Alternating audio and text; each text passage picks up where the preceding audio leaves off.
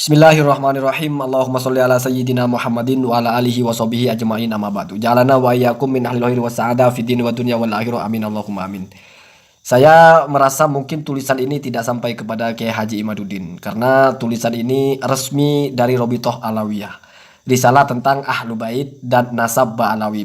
Penyusun tim tarbiyah wa dakwah Dewan Pimpinan Pusat Robitoh Alawiyah. Nah, jadi ini kan suara resmi dari Robitoh Alawiyah bicara tentang keabsahan nasab Ba'alawi.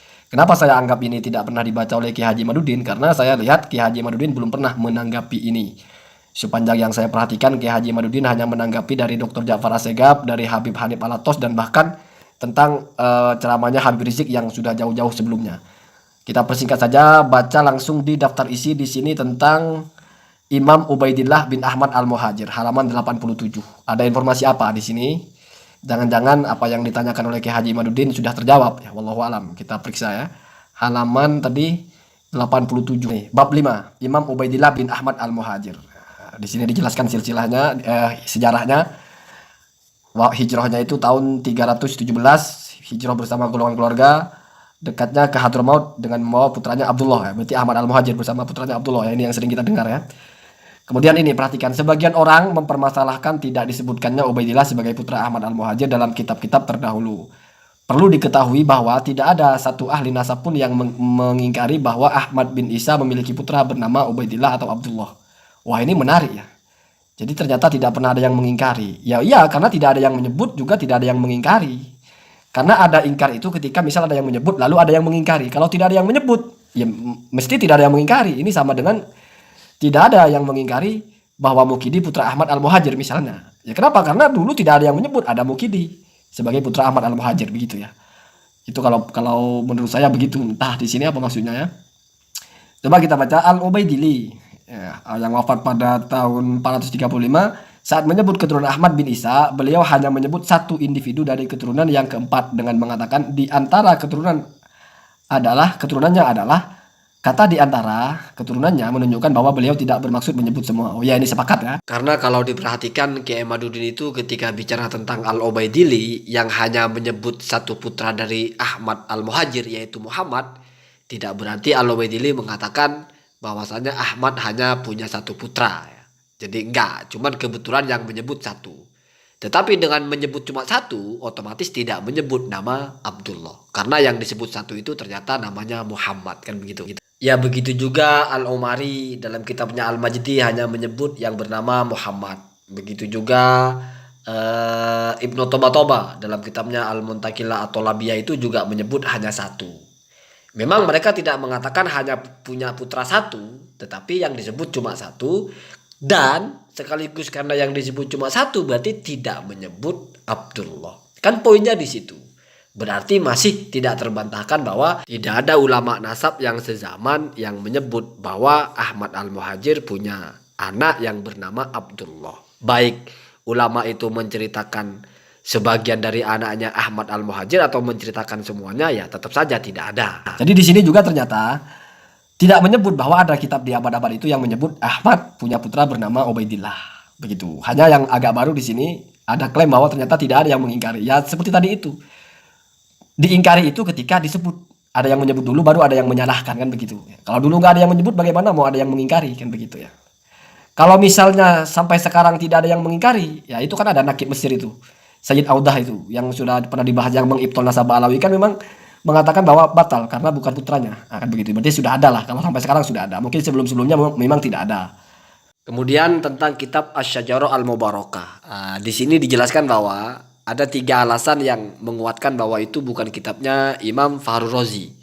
Yang pertama, karena tidak ada ulama yang menjelaskan tentang tarjamah atau biografi Fahru Razi itu yang mengatakan bahwa Fahru Razi punya kitab yang berjudul Asy-Syajarah Al-Mubarakah. Ya, itu sudah sering dibahas kan. Yang kedua, ini kok secara akidah lebih mendekati kepada Syiah. Dalam masalah menyebut ada 12 imam ya. Termasuk di sini ketika menyebut Hasan Al-Asy'ari dalam kurung Al-Imam. Padahal kan sebetulnya kalau dalam kurung itu bisa saja itu sudah tulisan muhakkiknya karena muhakkiknya memang Syiah ya, Mahdi Ar-Raja'i ya kan begitu. Kemudian di sini kok pembicaraan tentang Al-Mahdi itu berbeda dengan pembicaraan tentang Al-Mahdi yang di kalangan Sunni. Sementara Fahri Razi itu adalah ulama Sunni, bukan ulama Syiah. Tapi pembicaraan di sini, doa-doa tentang Al-Mahdi di sini lebih mirip doanya orang Syiah. Nah, kira-kira begitu ya. Tidak perlu dibaca detailnya. Secara garis besar begitu.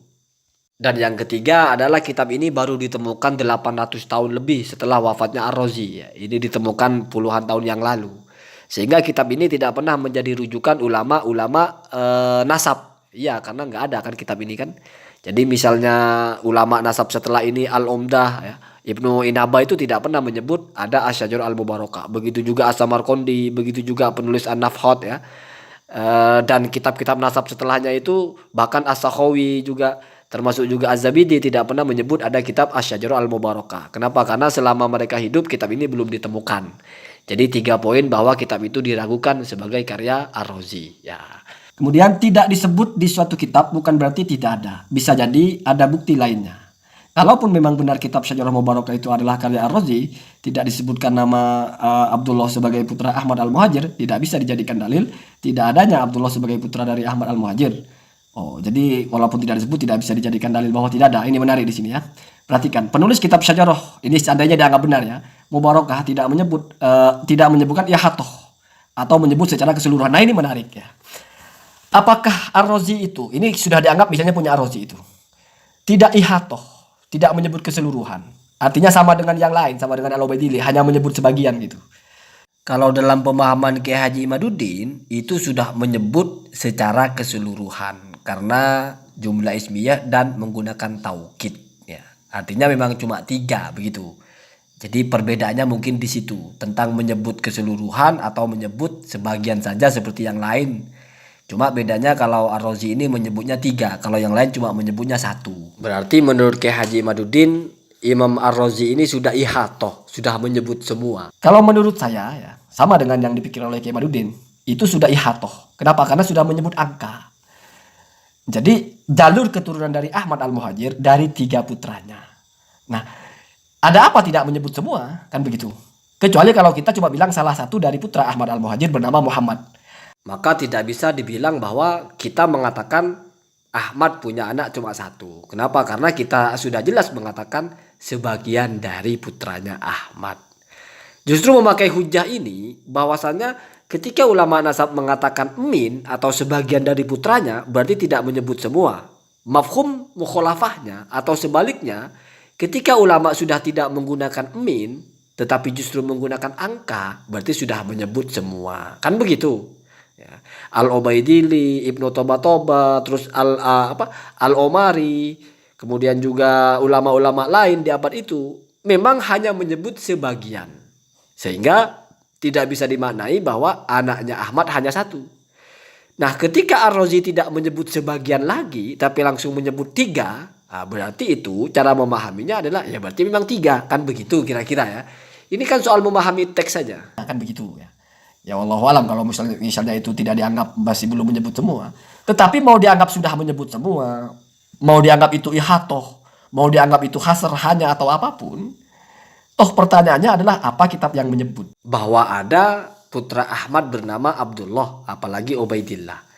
Ini masih dalam kategori kitab di abad-abad tersebut gitu ya, bukan kitab apa aja, kan begitu. Jadi poin permasalahannya adalah kitab apa yang menyebut. Sebetulnya kalau untuk menjawab ini memang harus mendatangkan kitabnya kalau mau dipatahkan. Tidak bisa dipatahkan dengan tidak disebut bukan berarti tidak ada. Itu sudah masalah lain. Atau misalnya Al-Ubaidillah tidak menyebut semua. Tidak disebut Al-Ubaidillah bukan berarti tidak ada. Ibnu Toba tidak menyebut bahwa itu adalah putra Ahmad secara keseluruhan. Ar-Razi tidak mengatakan itu putra Ahmad secara keseluruhan. Boleh-boleh saja. Tetapi apakah lalu ada bukti atau apakah lalu itu bukti bahwa ada putra Ahmad bernama Abdullah? Ya enggak. Kecuali sampai ada ulama yang menyebutkan bahwa ada putra Ahmad bernama Abdullah. Kan begitu. Ini kalau mau disiplin masalah perkitabannya. Nah, jadi sesuatu itu tidak bisa misalnya kita bilang tidak bisa dibilang tidak ada. Hanya karena tidak ada yang menyebut. Oke. Dibilang tidak ada tidak bisa. Terus sekarang bisa nggak dibilang ada? Kan begitu. Ya mestinya kalau tidak bisa dibilang tidak ada kan mesti bisa dibilang ada. Lalu buktinya ada apa? Sesederhana itu sebetulnya kan.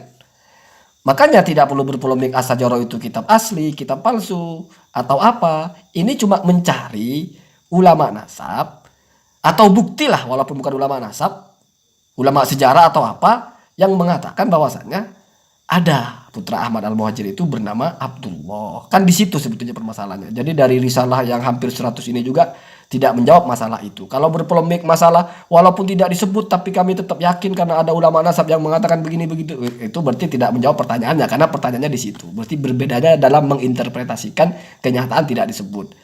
Setidaknya sepakat bahwa memang tidak disebut. Masalah tidak disebut berarti tidak ada atau tetap ada, itu lain sudah urusannya ya. Jadi begitu ya. Ya mungkin Kiai Haji Imaduddin harus membaca ini dan harus membantah ini secara detail ya. Kemudian di sini ada yang menarik juga ya. Catatan ahli nasab dari dari sebelum abad ke-6. Jadi ini seolah-olah ingin menunjukkan ada kitab. Tetapi sekali lagi, ini seperti yang sudah saya bilang, ini tiga pihak ya. Aku luka dari Ahmad bin Isa an-Nakib ma dzakarahu Mus'ab wal Bukhari wal Umari wa sahibu Musyajjar al-Ansab minal walad ithnani. Muhammad hada wa min akibihi Abul Qasim al-Abah al-Ma'ruf bin Nafat wa Abdullahi wa kila bit tasghiri Ubaidillahi hakadha hakahu Mus'ab az-Zubairi wa qad kana min mu'asirihi aw qariban minhum wa ahlu Makkah adrobi syu'abihi. Jadi di sini menukil ucapannya dari ulama abad ke-11 yaitu Az-Zabidi. Isinya kata Az-Zabidi itu ada yang sudah menjelaskan bahwasanya Ahmad punya anak yang bernama Abdullah, bahkan wakila Ubaidillah. Siapa yang mengatakan? Yaitu Mus'ab, ya, kemudian Al-Bukhari, Al-Umari. Tetapi sekali lagi, ini dibuktikan dulu di kitab mana kira-kira Mus'ab itu mengatakan begitu. Bukhari itu mengatakan begitu di kitab mana. Umari juga mengatakan itu di kitab mana. Kan begitu. Sama dengan ketika kasus Al-Ubaidillah mengatakan bahwasanya Hajar Ahmad wa waladuhu Abdullah. Di kitab Al-Intisar di Bani Fatimah Al-Abror. Ya kalau kita menggunakan pendekatan kita percayalah kepada Az-Zabidi, tidak mungkin dia mengada-ngada. Beliau mungkin punya rujukan atau mungkin pernah membaca kitabnya tapi kitabnya sudah tidak ada, sudah tidak dicetak atau hilang lah. Itu berarti satu sisi ya ikhtilaf. Jadi di situ ya, celahnya di situ ya. Nah, ini juga di sini kan kalau Syekh Husaraf Al-Ubaidili di sini tidak disebut nama kitabnya, tapi kalau saya baca di Tarikh Madinati Hadramaut disebut, yaitu kitab Al-Intisar li Bani Fatimah Al-Abror. Kemudian setelah ke bawah itu ada Al-Janadi dan seterusnya ya. Ya wallahu alam, jangan-jangan mungkin Kiai Haji Imaduddin sudah membaca kitab ini atau risalah ini, tetapi kok kayaknya nggak ada yang baru sehingga tidak ditanggapi. Ya, jadi begitu ya. Semua orang itu punya argumentasi. Kamu ikut yang mana silahkan. Ya. Ini bukan hitam putih pada akhirnya ya. Tidak ada ulama nasab yang menyebut bukan berarti tidak ada Abdullah sebagai putra Ahmad Al-Muhajir. Oke, silahkan berpendapat begitu. Ketika ditanya apa buktinya? Oh, tidak ada buktinya. Tapi tetap bukan berarti tidak ada. Ya silahkan ya. Allahumma dina ada sabil.